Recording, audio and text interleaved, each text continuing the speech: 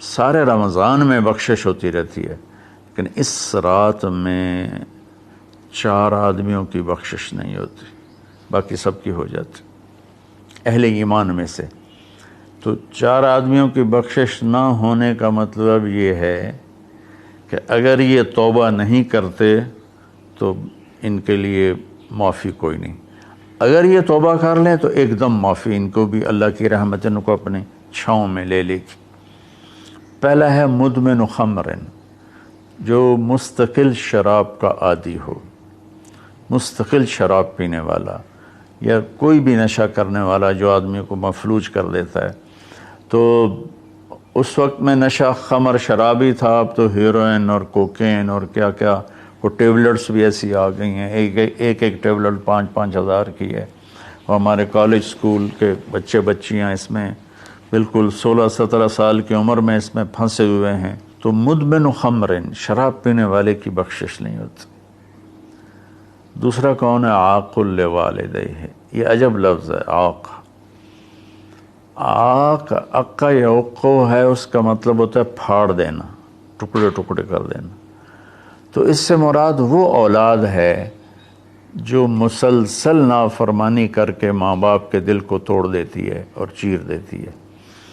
ایک ہوتا ہے کبھی کبھار آواز بلند ہو جانا، وہ تو ایک فطری چیز ہے کہ بیٹے کی آواز ماں کے سامنے بلند ہو جائے، باپ کے سامنے بلند ہو جائے، بیٹی کی آواز ماں کے سامنے بلند ہو جائے، باپ کے سامنے بلند ہو جائے، یہ نیچرل ہے، اس کو نافرمانی نہیں کہتے۔ یہ ایک وقتی طور پر ہوتا ہے، پیچھے وہ ان کو پھر بیٹے کو خیال آتا ہے تو وہ معافی مانگتا ہے جا کے، بیٹی کو خیال آتا ہے وہ معافی مانگتی ہے جا کے ماں سے، تو ان کو نافرمان نہیں کہتے۔ عاقہ، وہ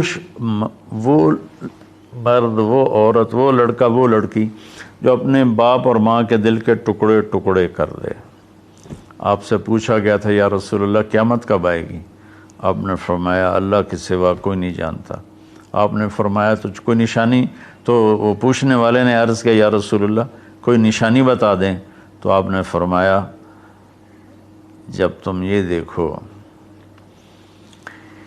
کہ بیٹیاں ماؤں سے نوکروں جیسا سلوک کریں،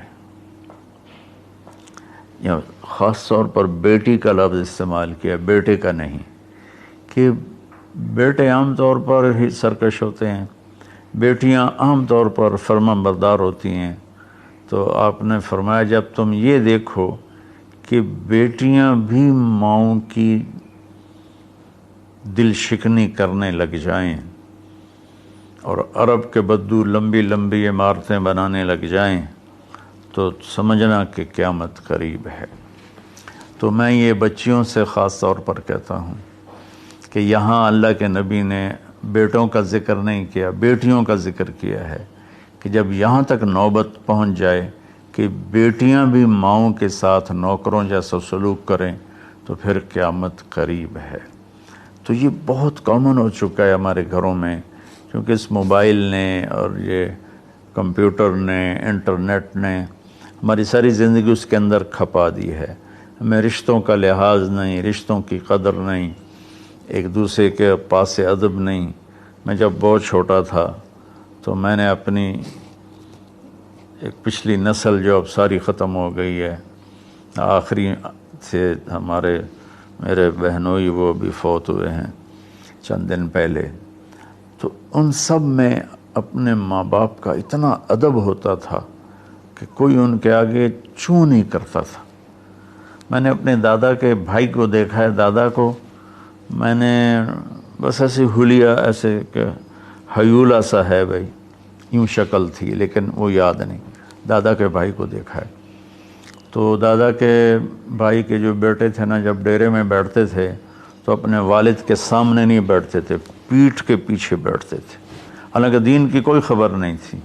یہ اس وقت کی معاشرت تھی، مشرقی معاشرت۔ اب بھی آپ جائیں تھر میں تو ہندو عورتیں ہوں گی، جب گاڑی آئے گی تو ایک دم اپنا گھونگھٹ نیچے کر لیں گی، حالانکہ ہندو عورتیں۔ یہ تہذیب مشرق ہے۔ تو اسلام تو ویسے ہی عریانی فحاشی کی اجازت نہیں دیتا، تو ہماری تو مشرقی تہذیب بھی اس بات کی حامل ہے کہ عورت حیا کے پردے میں چھپی ہوتی، اور اللہ نے مجھے تاریخ پڑھنے کا بہت موقع دیا۔ دنیا میں یہ جو راجپوت قوم ہے یہ آرین ہے، تو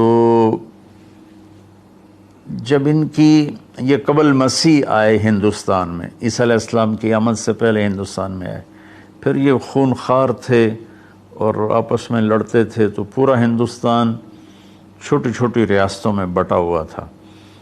کبھی کسی راجا نے 5-10 ریاستیں فتح کر لیں، ورنہ یہ اس طرح تقسیم تھا۔ تو یہ دنیا کی واحد قوم ہے، جب انہیں یقین ہوتا تھا کہ ہمیں شکست ہو جائے گی تو وہ سب سے پہلے اپنی بیٹیوں کو، بیویوں کو، ماؤں کو قتل کر دیتے تھے کہ کوئی ہماری بیٹیوں کی عزت سے نہ کھیلے، ہماری بہنوں ماؤں کی عزت سے نہ کھیلے۔ پھر جا کر لڑتے تھے، اور عام طور پر جس کو شکست ہوتی تھی وہی ایسا کرتا تھا اور اپنی جان دے دیتے تھے۔ چھوٹا سا واقعہ سناتا ہوں کہ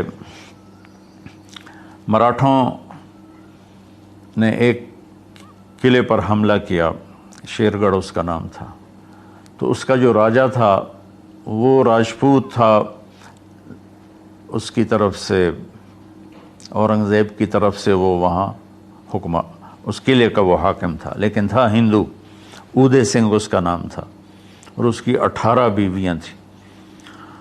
تو مراٹھوں نے اس پر حملہ کیا، تو رات کے اندھیرے میں حملہ کیا، تو 5,500 کی فوج تھی، ہندو مسلم کٹھے، وہ شرابیں پی کے پڑے تھے، وہ 300 آدمی اندر گئے، ان کو اکھاڑ دیا۔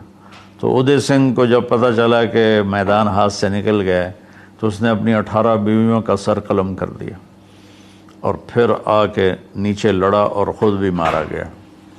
یہ ایک ثقافت تھی، تہذیب تھی۔ تو اب ہماری ساری وہ اختلط الحابل بالنابل، اچھا پانی اور گند گٹر کا پانی آپس میں مل گئے ہیں۔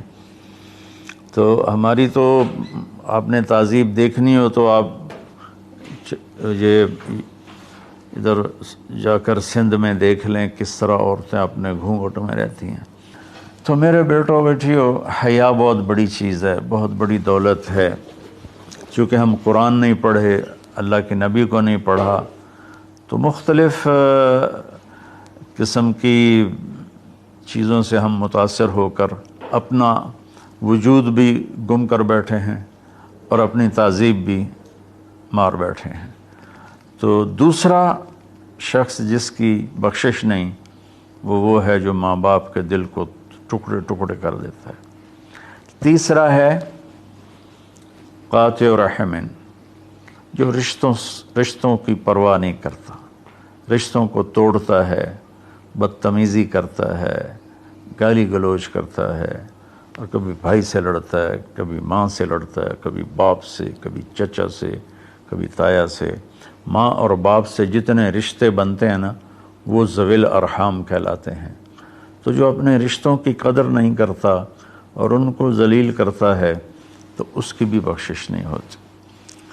چوتھا ہے الشاحن۔ شاحن کہتے ہیں جو دل میں بغض رکھے کسی کے لیے، دل میں کینہ رکھے کسی کے لیے، تو اس کی بھی بخشش نہیں ہوتی۔ تو دیکھو، میں سب کے سامنے ہاتھ جوڑتا ہوں، اگر کوئی شراب کا عادی ہے توبہ کر لے، ابھی 21 کی رات نہیں آئی۔ اگر کوئی ماں باپ کو ناراض کر کے بیٹھا ہے تو ان کے پاؤں پکڑ کے راضی کر لے۔ کوئی رشتہ داروں سے لڑائیاں کرتا پھر رہا ہے تو صلح کر لے۔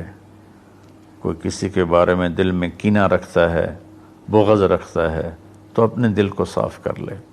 ان چاروں میں یہ آخری چیز بہت زیادہ پھیلی ہوئی ہے کہ ہمارے دل نفرتوں سے بھرے ہوئے ہیں۔ تو میرے بھائی بہنوں، اس رات میں اللہ تبارک و تعالیٰ سب کی بخشش فرما دیتا ہے سوائے ان 4 آدمیوں کی، اور یہ بھی اگر توبہ کر لیں تو ان کی ساتھ ہی بخشش ہو جاتی ہے۔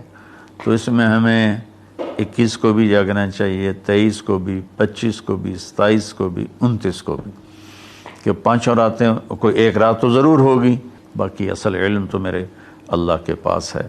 تو اپنے دل کو بھائی بہنوں صاف کرو، اور اس ایک رات میں 83 سال کا ثواب لے لو۔